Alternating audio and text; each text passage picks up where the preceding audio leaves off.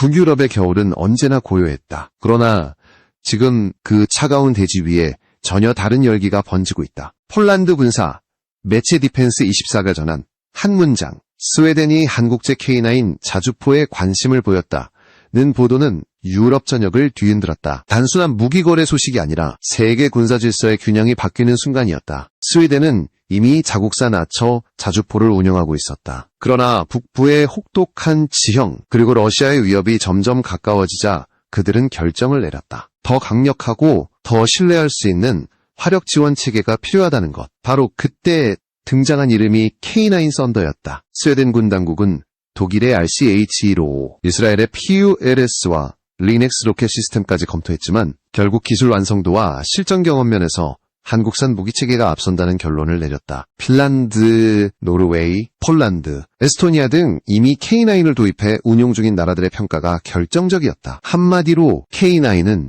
유럽의 기준이 되고 있었다. 노르웨이 또한 비슷한 길을 걷고 있다. 노르웨이 의회는 유럽과 이스라엘제 무기 대신 한국의 천무 미사일 시스템 도입을 결정했다. 그들의 선택은 단순한 무기 구매가 아니었다. 유럽 안보의 축이 이동하고 있음을 보여주는 역사적 전환점이었다. 노르웨이는 18억 8천만 달러 규모의 계약을 체결했고 15에서 20대의 발사대를 들여오기로 했다. 이제 유럽의 하늘과 대지가 점점 한국산 무기로 채워지고 있다. 흥미로운 것은 불과 몇 년 전 노르웨이가 한국의 K2 전차를 평가할 때였다. 당시 그들은 시험 결과에서 레오파르트보다 월등하다는 결론을 내리고도 결국 독일제 전차를 선택했다. 이유는 단 하나. 전시에 유럽 공급망이 더 안전하다는 판단이었다. 그러나 그 논리가 이제는 무너지고 있다. 한국은 폴란드에 수백 대의 K2와 K9을 약속한 후 단 몇 달 만에 실제로 납품했다. 반면 독일과 프랑스는 계약만 있고 실물이 없는 상태였다. 노르웨이 정부는 이번 결정에 대해 이렇게 말했다. 거리보다 중요한 것은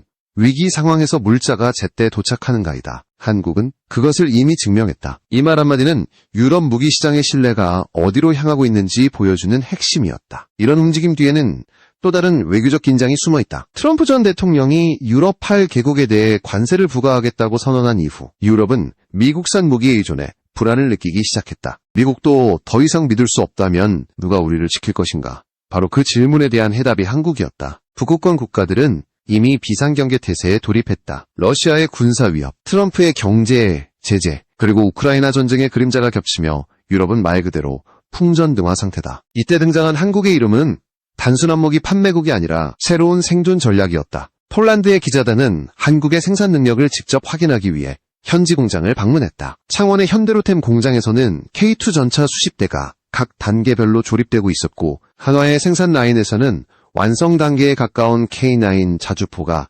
줄지어 서 있었다. 그들은 믿을 수 없다는 표정으로 말했다. 계약 4개월 만에 실제 전차가 눈앞에 있다. 이 장면은 유럽 방산산업의 현실을 그대로 드러냈다. 서류와 계획 속에서만 존재하는 유럽의 안보, 그리고 그 사이를 뚫고 나온 한국의 속도. 유럽은 처음으로 자신들이 뒤처졌다는 사실을 인정해야 했다. 노르웨이와 스웨덴 두 나라의 선택은 단순히 무기 구매 이상의 의미를 가진다. 이는 유럽이 더 이상 자국 중심의 방산 자립만으로는 생존할 수 없음을 보여주는 신호탄이다. 이제 유럽의 안전은 한국 기술 위에 세워지고 있다. 이제 질문은 하나다. 한국은 어떻게 이토록 짧은 시간에 유럽을 뒤흔드는 방산 강국이 되었는가?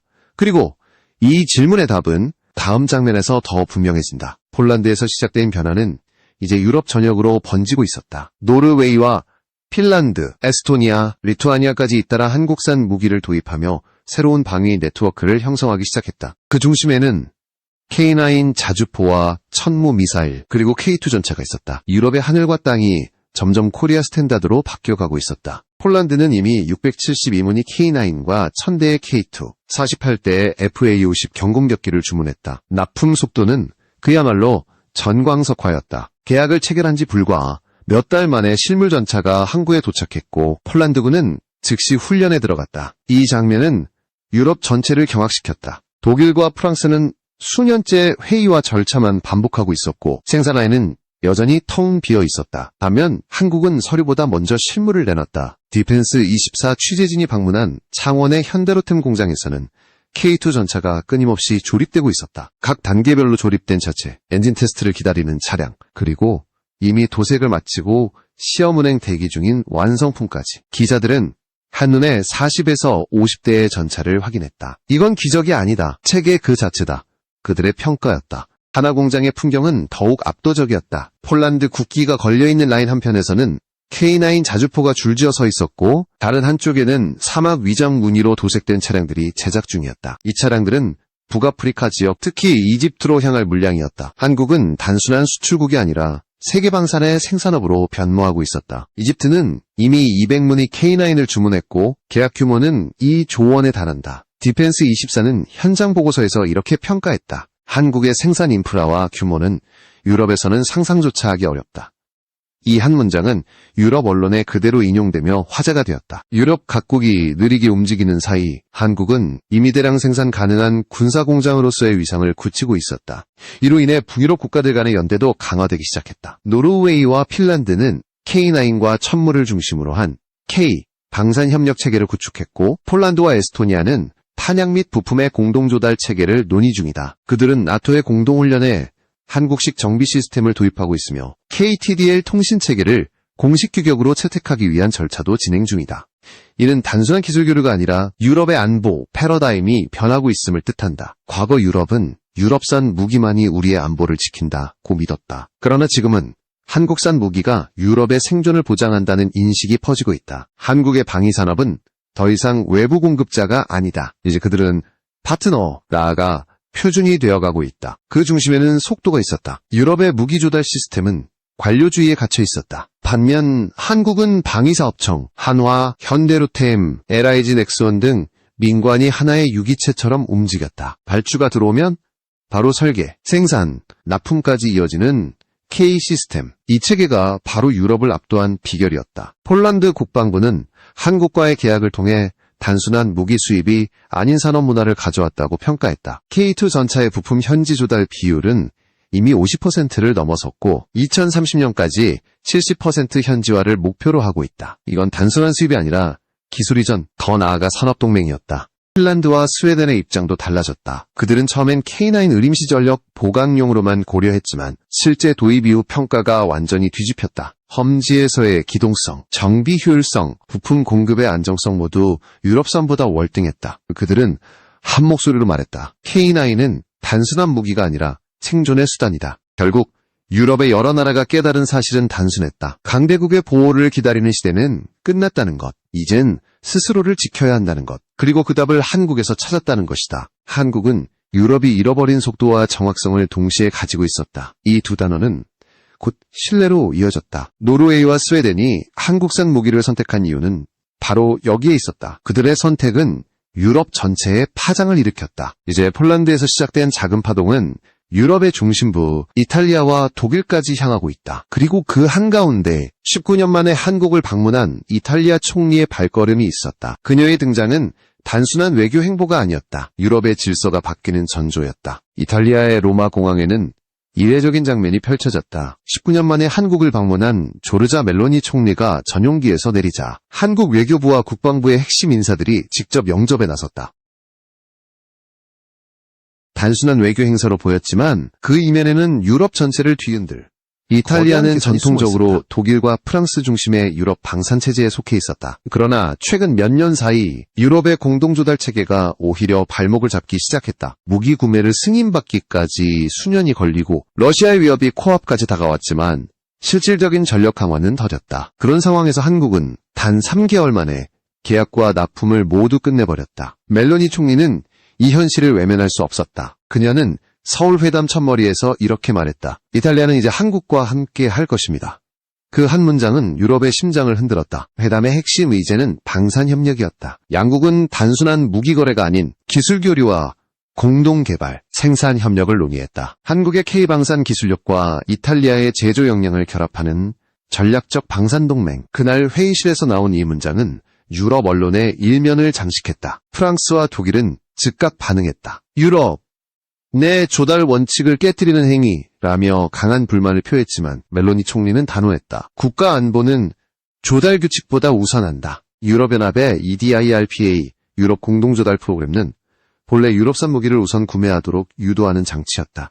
하지만 이탈리아는 그 규범을 사실상 무력화시킨 것이다. 유럽 내부의 긴장은 순식간에 고조되었다. 프랑스는 라팔 전투기의 수출을 확대하기 위해 외교전을 펼쳤지만 유럽 각국의 관심은 이미 한국의 KF-21에 쏠리고 있었다. 독일은 자국의 레오파르트 전차 생산 라인을 복원하기 위해 긴급 예산을 투입했으나 실제 생산 속도는 한국의 절반에도 미치지 못했다. 이탈리아의 결정은 단순한 구매가 아니었다. 그것은 선언이었다. 유럽의 미래는 더 이상 독일과 프랑스만이 주도하지 않는다.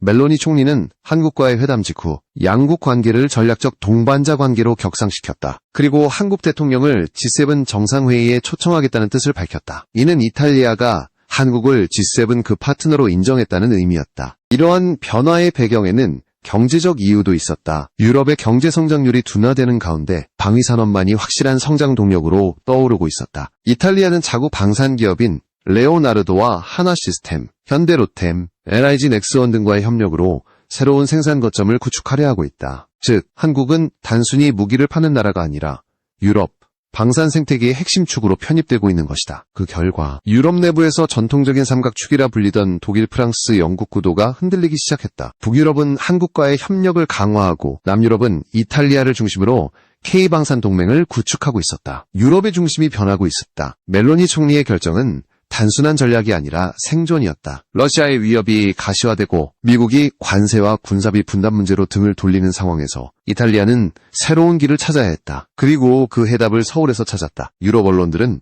연일 헤드라인을 쏟아냈다. 멜로니, 유럽의 금기를 깼다. 이탈리아, 한국과 손잡다. G7 안의 새로운 동맹.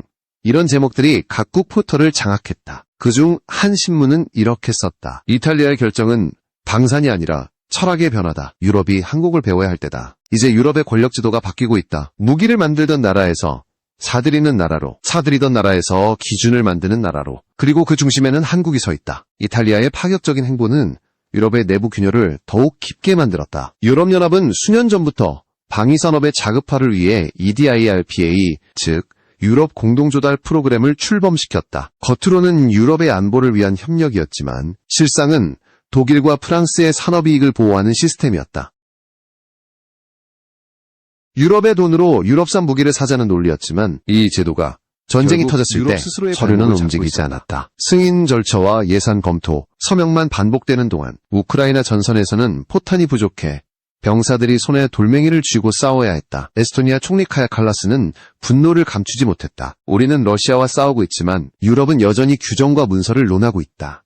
그 절망감 속에서 등장한 이름이 바로 한국이었다. 유럽은 처음엔 한국을 임시 해결책으로 여겼다. 하지만 결과는 정반대였다. 폴란드에 납품된 K2 전차와 K9 자주포가 실전에 투입되자 그 성능과 신뢰성은 모든 의심을 잠재웠다. 독일과 프랑스의 무기들은 여전히 계약 단계에 머물러 있었지만 한국은 이미 납품을 끝내고 정비체계를 구축하고 있었다. 이탈리아가 한국과의 협력을 공식화하자 프랑스와 독일은 초조해졌다. 파리의 엘리제궁에서는 비공식 회의가 열렸고 베를린에서는 한국 무기의 확산을 제어해야 한다는 보고서가 돌았다. 그러나 이미 늦었다. 유럽 각국은 자국의 안보를 유럽연합보다 우선시하기 시작했다. 트럼프 전 대통령의 관세 폭탄 선언도 유럽의 위기를 가속화시켰다. 미국이 유럽산 제품에 25%의 관세를 부과하겠다고 발표하자 유럽 각국은 사실상 경제 제재를 받은 것이나 다름없었다. 미국은 동맹이었지만 더 이상 믿을 수 있는 보호자는 아니었다. 유럽의 언론은 이를 트럼프 쇼크라 불렀다. 결국 유럽의 각국은 두 가지 선택지 앞에 서게 되었다. 하나는 여전히 비효율적인 유럽 조달 체계에 남아 기존 질서를 유지하는 것. 다른 하나는 한국식 모델을 받아들이고 현실적인 생존을 택하는 것이었다. 그리고 다수의 국가는 두 번째 길을 선택했다. 폴란드는 이미 K2 전차를 현지 조립하고 있었고 에스토니아는 천무다연장 로켓의 부품을 현지 생산하기 시작했다. 노르웨이와 핀란드는 한화와 정비 협약을 체결해 K방산 유지보수센터를 구축했다. 유럽의 기술이 한국으로부터 역수입되는 시대가 열린 것이다. 이런 움직임은 유럽 내부에서 전례 없는 논란을 불러왔다. 독일은 한국 무기가 유럽 시장을 잠식하고 있다고 비난했지만 정작 유럽 내 방산업체들은 한국의 효율성을 배워야 한다고 주장했다. 프랑스 군사 전문지 메리디앙은 사설에서 이렇게 썼다. 한국은 방산을 산업이 아닌 국가 시스템으로 만들었다. 유럽이 그 방식을 따르지 않으면 10년 내에 경쟁력을 잃게 될 것이다. 러시아의 위협, 미국의 관세, 유럽 내부의 관료주의, 이 세 가지가 동시에 유럽을 옥죄고 있었다. 그 속에서 한국은 유일한 해답으로 떠올랐다. 유럽이 흔들릴수록 한국의 이름은 더 빛나고 있었다. 이제 유럽은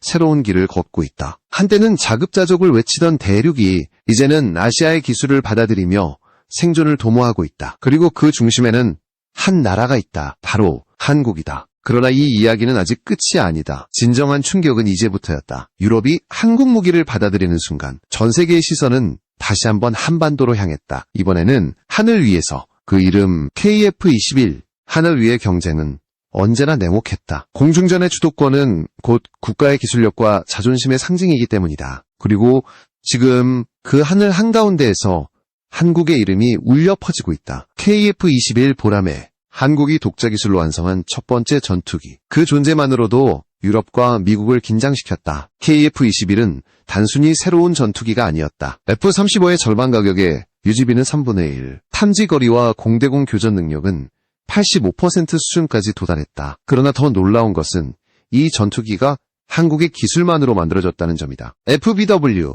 비행조종 시스템까지 독자 개발한 나라는 한국이 유일하다. 이건 단순한 기술 자립이 아니라 국가 주권을 지키는 핵심 코드였다. 유럽 전문가들은 KF-21의 등장을 두고 이렇게 말했다. 이제 한국은 전투기 시장의 룰을 바꿨다. 그 말처럼 폴란드와 필리핀은 이미 F-16 대신 KF-21 도입을 검토 중이다. 가격이 싸서가 아니다. 성능으로 경쟁이 가능하기 때문이다. KF-21의 성공은 하늘에서 끝나지 않았다. 그 위를 지키는 또 다른 이름, 천궁-2. 한국이 독자 개발한 중거리 방공체계로 요격 고도 40km, 속도 마하 4, 5, 요격 성공률 97%, 미국의 패트리어트 PH-3보다 빠르고 러시아의 S-400 보다 정확하다는 평가를 받는다. 실제로 하나 시스템의 MFR 다기능 레이더는 360도 전방위 감시가 가능하며 실전 테스트에서 18개의 목표물을 동시에 추적해냈다. 사우디아라비아와 UAE, 이라크가 잇따라 천궁-2 도입을 결정한 것도 이 때문이다. 사우디 왕세자 빈살만은 직접 한국의 레이더 시연 현장을 방문했고 그 자리에서 1조 4,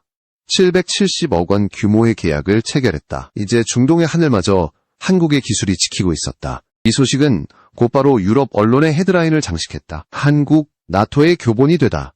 제인스 디펜스 위클리와 디펜스 뉴스는 한국이 만든 K9과 천궁-2가 유럽 방산 시장을 장악했다고 분석했다. 유럽의 각국이 한국산 무기 없이는 전쟁을 지속할 수 없는 현실이 된 것이다. 폴란드가 한국과 체결한 계약만 해도 규모가 상상을 초월한다. K2 전차 1000대, K9 자주포 672문, FA-50 48대, 천무 288기, 총액 30조 원 이상이다. 이 중 절반 이상이 이미 납품 완료됐다. 2025년 말이면 유럽 전역에 300대 이상의 한국산 무기가 완전 배치된다. 그것은 단순한 수출이 아니라 유럽의 군사 질서 자체를 바꾸는 수량이다. 더 놀라운 건 이 모든 기술이 불과 30년 만에 축적된 결과라는 것이다. 1990년대 러시아와의 불곰 사업을 통해 일부 부품을 들여온 한국은 그 기술을 기반으로 세계 1위 수준의 전차와 자주포, 미사일을 만들어냈다. 그리고 지금 그 무기들은 러시아의 전선에서 러시아군을 압도하고 있다. 한국의 방산은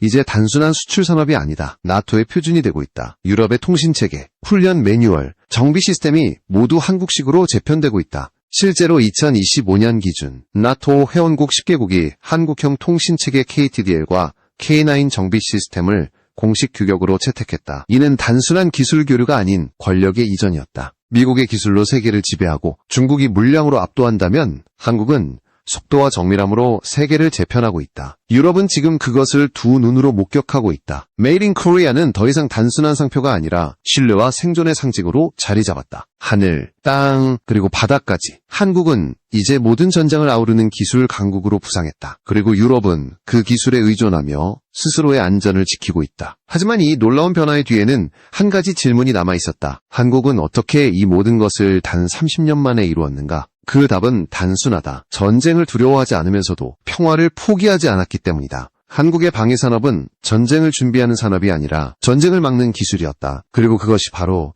유럽이 한국에 매혹된 진짜 이유였다. 그러나 역설적이게도 유럽이 한국을 찾는다는 것은 곧 유럽 스스로의 한계를 인정하는 행위였다. 그들의 느린 체계와 복잡한 관료주의는 더 이상 현실을 따라가지 못했다. 유럽이 살아남기 위해선 이제 한국의 속도와 정밀함을 받아들일 수밖에 없었다. 이제 세계는 묻는다. 유럽이 한국을 배운다면 다음은 누가 한국을 따를 것인가? 유럽의 지도는 이제 더 이상 과거와 같지 않다. 러시아의 전쟁이 촉발한 혼란 속에서 미국의 보호 아래 있던 유럽은 스스로의 무력함을 깨달았다. 그리고 그때 동쪽 끝에서 새로운 해답이 떠올랐다. 한국이었다. 한때 무기를 사들이던 나라였던 한국은 이제 무기를 설계하고 수출하며 세계의 방산 질서를 주도하는 나라가 되었다. 단지 기술력 때문만은 아니었다. 한국은 전쟁을 위한 무기를 만든 것이 아니라 평화를 유지하기 위한 방패를 만들었다. 그 차이가 세계를 바꿨다. 유럽 각국의 군사 전문가들은 이제 한국의 이름을 교과서에서 배운다. 나토의 장교들은 한국산 장비를 기준으로 훈련을 받고 폴란드의 병사들은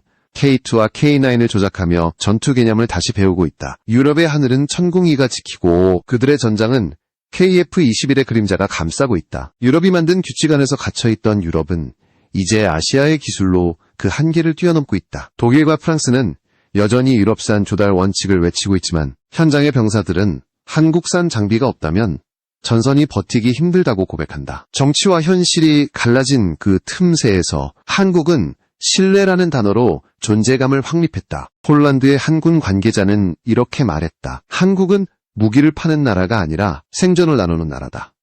그 말은 단순한 찬사가 아니었다. 한국의 무기에는 빠른 납기, 효율적인 정비, 그리고 완벽한 품질이 담겨 있었다. 무엇보다 약속을 지켰다. 그것이 유럽이 한국을 선택한 이유였다. 이제 한국의 기술은 유럽의 기준이 되었고 K방사는 하나의 브랜드가 아닌 체계가 되었다. 이는 단순한 산업 성공이 아니라 세계의 질서의 이동이었다. 유럽의 기자들은 이를 조용한 혁명이라 불렀다. 총성이 울리지 않아도 세상은 바뀌고 있었다. 한국의 공장은 오늘도 멈추지 않는다. 현대로템의 조립라인에서는 새로운 K2가 완성되고 한화의 생산동에서는 K9 자주포가 유럽으로 향하고 있다. 엔진이 불을 뿜는 순간 한국의 기술은 대서양을 건너 유럽의 전장으로 간다. 그리고 그 순간 전 세계는 깨닫는다. 이제 더 이상 한국은 조용한 나라가 아니다. 전쟁의 한가운데서도 평화를 설계하는 나라, 총 대신 신뢰를 수출하는 나라. 그것이 오늘의 대한민국이다. 미국은 기술로, 중국은 물량으로, 그리고 유럽은 전통으로 세계를 움직였다. 그러나 이제 그 셋 모두가 주목하는 이름이 있다. 한국. 한국은 정확함과 속도, 그리고 약속을 무기로 삼았다. 그리고 그것이야말로 현대전의 승리 공식이었다. 지금 유럽은 한국을 배운다. 내일은 아시아가 한국을 따른다. 그리고 머지않아 세계는 한국의 방식으로 재편될 것이다. 그날이 오면 인류의 새로운 표준은 이렇게 불릴 것이다. Made in Korea. 신뢰의